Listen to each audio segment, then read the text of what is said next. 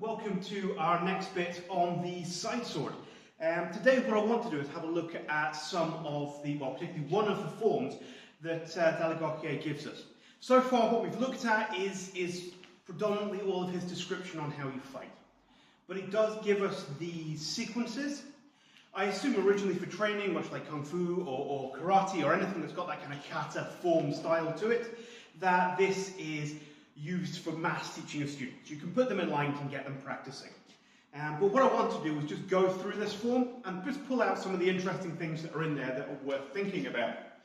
So the form starts in a tension position with the sword in the scabbard. Okay, I don't have a scabbard, but as it was. So the form goes something like this.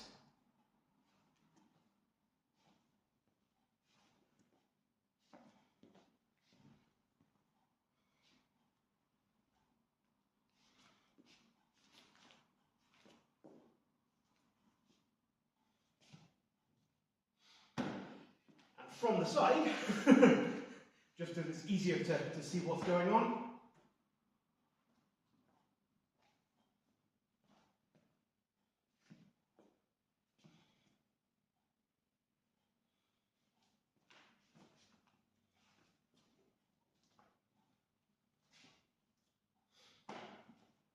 So let's pull out what each of those bits are, because what he's actually giving in this is a complete, if not great, but a complete system to actually fight by. So this opening move, when it's in the scabbard, we're drawing and we're doing this reverso tondo, turning it over and then stepping forward into a reverso squalembrato. And that's quite simply a beat and strike. So if my opponent has their sword in front of me, as we've talked about, I can't just advance without stepping onto their blade. So the first thing I'm going to do is from this position here, knock their sword to one side, step into the gap and cut down through their neck. It's a very quick, simple position and can be done even from a draw. There's my cut, there's my kill. So I can do that very easily.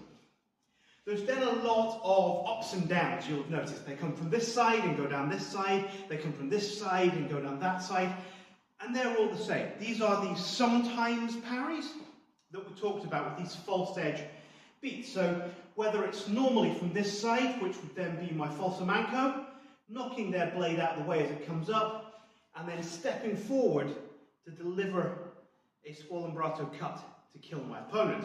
And that can be done from that side as well, knocking the blade up, stepping forward, and delivering a kill on the downstroke. There's them stramazzonis in there, little flicks round, which we have looked at. They are a perfect little thing you can do just with a void, just catch the hand. You can use it if you've got a thrust coming in as a simple parry, followed by a second one for a cut. So he puts these in, so you've got these. And then the final thing he has is this falso raddoppio. So the sword comes across and cuts a raddoppio up here.